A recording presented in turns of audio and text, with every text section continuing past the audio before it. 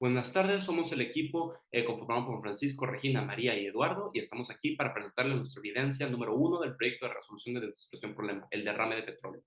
Situación problema. El 16 de agosto de 2014 se reportó una fuga de petróleo de una toma clandestina proveniente de la refinería Héctor Lara Sosa en Cadereyta, a solo 2 kilómetros de la planta. Este derrame afectó a 2.100 campesinos de 6 ejidos aledaños a la toma. El derrame fluyó hasta el río San Juan. Esto aumentó los daños y poniendo en peligro a la presa del Cuchillo, la principal fuente de agua limpia para la ciudad de Monterrey. Los principales afectados en este accidente fueron los habitantes de la zona, quienes sufrieron los efectos económicos y sociales del derrame de petróleo en el área, así como el propio ecosistema, pues los daños causados tardarían décadas en repararse. En el 2020 aún se veían claros estragos del derrame. ¿Porque el petróleo es tan contaminante? El petróleo está conformado por hidrocarburos, los cuales contaminan el medio ambiente en el que entra, pues estos alteran el hábitat de la flora y fauna con la que tienen contacto. Por ejemplo, concentraciones altas de hidrocarburos pueden disminuir el pH del agua. Esto impide su uso potable, pues el agua para poder ser consumida por el ser humano debe tener un pH de 7. Toxicidad del petróleo. El petróleo, a pesar de ser utilizado de manera muy frecuente en la sociedad, puede llegar a ser nocivo para la salud de las personas. En caso de ingerirlo, las personas podrían sufrir de irritación de estómago y garganta, menor efectividad del sistema nervioso, dificultad de respirar y neumonía.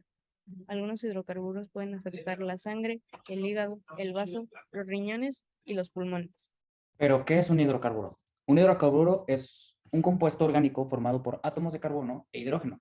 Las cadenas de átomo de carbono pueden ser o lineales, ramificadas, abiertas o cíclicas. También pueden ser clasificados en dos diferentes tipos, alifáticos y aromáticos.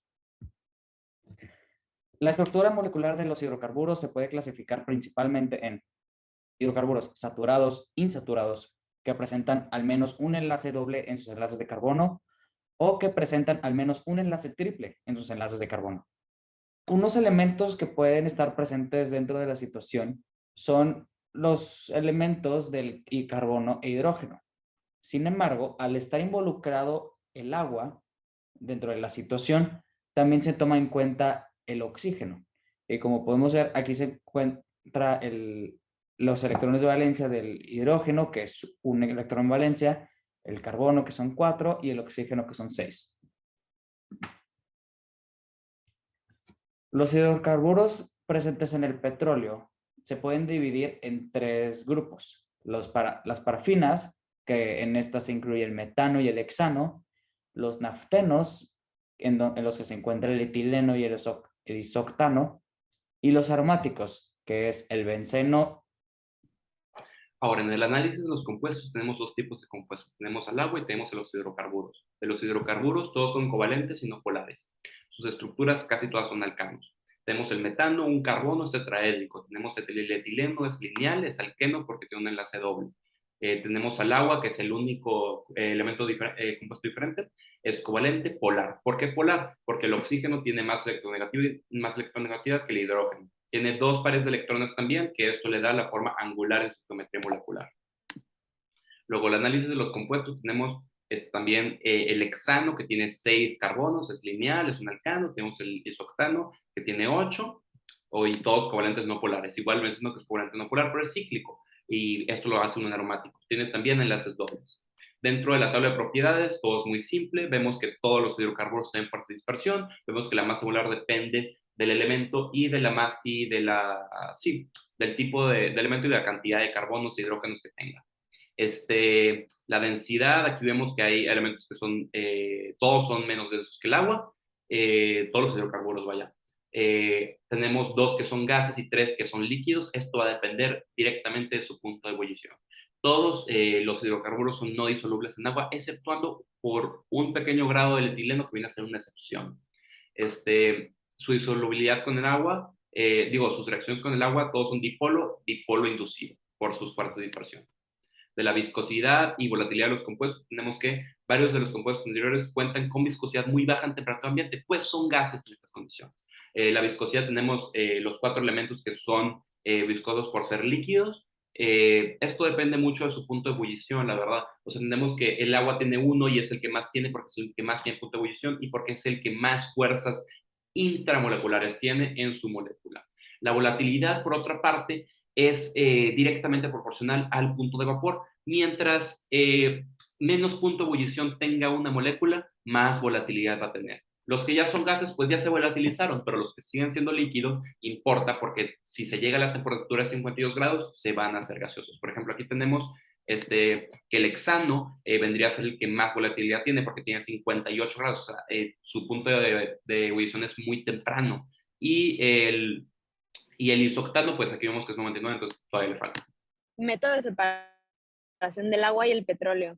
El método más fácil para separar el petróleo del agua es la decantación de líquidos, pues como ya vimos, todos los hidrocarburos presentes en el petróleo tienen una densidad mayor a la del agua, por lo que estos flotarán. De hecho, este fue el método que usó el gobierno para resolver la situación.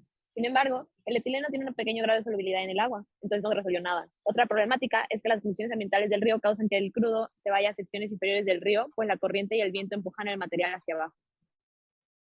Otros métodos de separación pueden ser la quema del petróleo o su disolución con químicos, pero igual son contaminantes y precisamente es lo que se está buscando eliminar.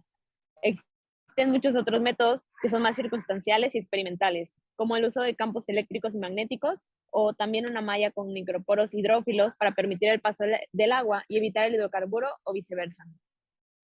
La propuesta que ocupamos para separación del petróleo del agua fue que primero toda el agua contaminada del petróleo tiene que ser extraída del río. Esto para que las condiciones ambientales no emulsifiquen el agua y el petróleo. Una vez fuera, puede aplicarse el método de la decantación de líquidos, por ejemplo, y también puede aplicarse un método auxiliar para separar los residuos, como es, por ejemplo, el de la micromalla. También hay implicaciones sociales y ambientales. Gran parte de la producción agrícola se perdió debido a la mala calidad del agua y la contaminación en alguna de las acequias, y con ello los ingresos y empleos para buena parte de la población.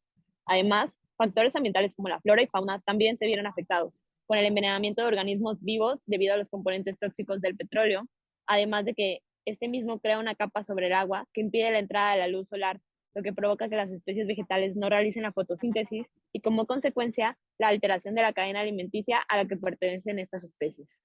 En cuanto a los derechos de los habitantes, vemos que la inacción del gobierno provocó que se le negaran sus derechos a los habitantes, tanto el derecho a agua potable como el derecho a un ambiente sano. De conclusiones tenemos que el método de separación que nosotros vamos a elegir es el de decantación de líquidos y el de la malla microporos. Pero ¿qué es lo primero que se tiene que hacer? Se tiene que sacar el agua del río, el agua contaminada. Una vez que esté ahí ya se puede actuar. Aconsejamos también al gobierno que tenga más precaución con sus hidrocarburos. Entonces, esto solo pasó porque hubo una toma clandestina. Ahí fue donde estuvo el problema, no en lo principal. Y pues así terminamos nuestro proyecto. Esta es la bibliografía de todo lo que investigamos. Muchas gracias.